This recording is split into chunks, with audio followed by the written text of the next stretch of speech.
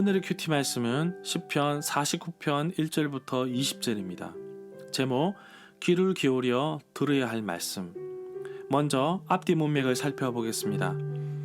시편 49편의 히브리어 제목은 고라 자손의 시, 인도자를 따라 부르는 노래입니다. 1절에서 귀를 기울여 하나님의 말씀을 잘 듣기를 바라고 있습니다. 시인이 전하고 싶은 교훈은 모든 사람은 죽는다는 것인데 이 땅에서 무엇을 믿고 살 것인지 지혜롭게 잘 대처할 것을 당부하고 있습니다. 마치 누가복음 12장에 나오는 어리석은 부자처럼 이 땅에 가치를 두고 살 것이 아니라 하나님께 산 소망을 두고 살아야 할 것입니다. 고라에 대해서 알아보겠습니다. 민수기 16장에 따르면 고라는 이스라엘 백성이 광야길을 오는 동안 모세와 아론이 지도자라는 것을 인정하지 않으려고 하다가 250명의 추종자들과 더불어서 하나님께 심판을 받아서 망했습니다. 고라 자손은 시편 42편, 44편부터 49편을 지었는데 여기에 등장하는 음악가 집안인 사람과 고라가 어떤 관계가 있는지 확실하지는 않습니다. 문단을 나눠보겠습니다. 1절부터 12절은 모든 사람의 결말은 죽음, 13절부터 20절 같은 죽음 가운데서도 서로 다른 결말. 1절부터 4절 단락에서 시편의 저자가 자기의 노래를 지혜의 교훈시라고 말하면서 이를 통하여 부자와 가난한 자 모두에게 말을 걸려고 합니다. 4절의 비유는 하나님으로부터 받았다고 여기는 지혜의 말씀을 뜻한다고 봅니다. 그리하여 내 귀를 기울이고 라고 말하고 있습니다. 여기에서 비유에 대하여 알아보겠습니다. 일상생활에 들어가서 영적인 진리를 가르치는 이야기 형식의 한 부분입니다. 비유는 보통 한 가지 주요한 진리를 가르치기 위해 사용됩니다. 그러므로 그것에 대한 자세한 서술은 별개의 영적인 의미를 갖지 않습니다. 비유는 예수님의 가르침의 한 특별한 방법으로 그 주요한 것은 천국에 관한 것과 자신에 관한 것이었습니다. 천국에 가는 것은 지규법으로 그리고 자신에 관한 것은 언유법으로 그 형식도 달랐습니다. 아마도 시편 49편에서는 하나님이 주시는 가르침으로 볼 수 있습니다. 그러나 주제는 추상적이거나 철학적인 대화가 아니라 일상적이며 실제적인 지혜라고 볼 수 있습니다.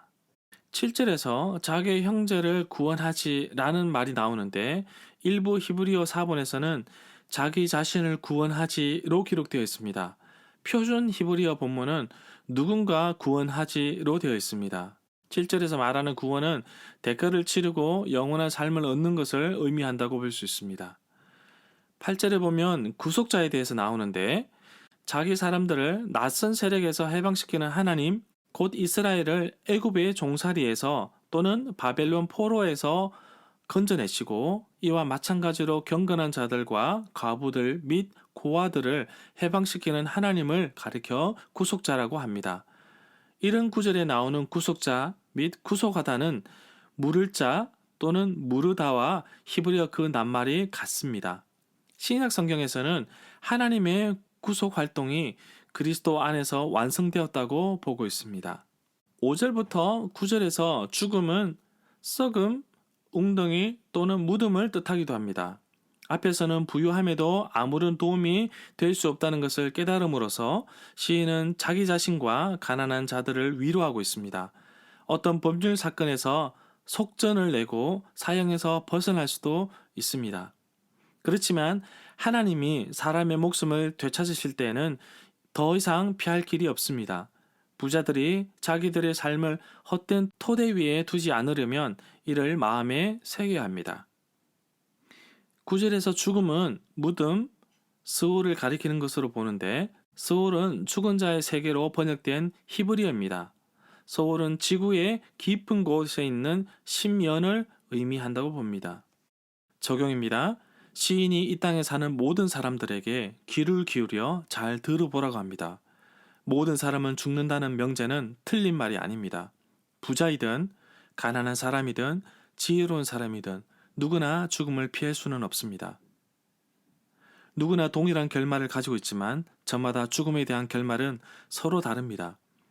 사람은 이 땅에서 자기가 믿고 있는 신념, 물질, 권력에 의지하지만 시인은 눈을 들어 그 소망을 하나님께 두라고 말하고 있습니다. 그리스도인의 소망은 하늘에 있습니다. 언젠가 죽음이라는 것을 맞아들일 텐데 누가복음 12장에 나오는 어리석은 부자처럼 살지 않도록 이 땅에 사는 동안 하나님 앞에서 올바른 신앙의 모습으로 살아가야겠습니다. 그리고 내가 진정으로 의지하고 기댈 곳은 이 세상의 물질과 권력과 힘이 아닌 오직 하나님 한 분뿐임을 고백합니다.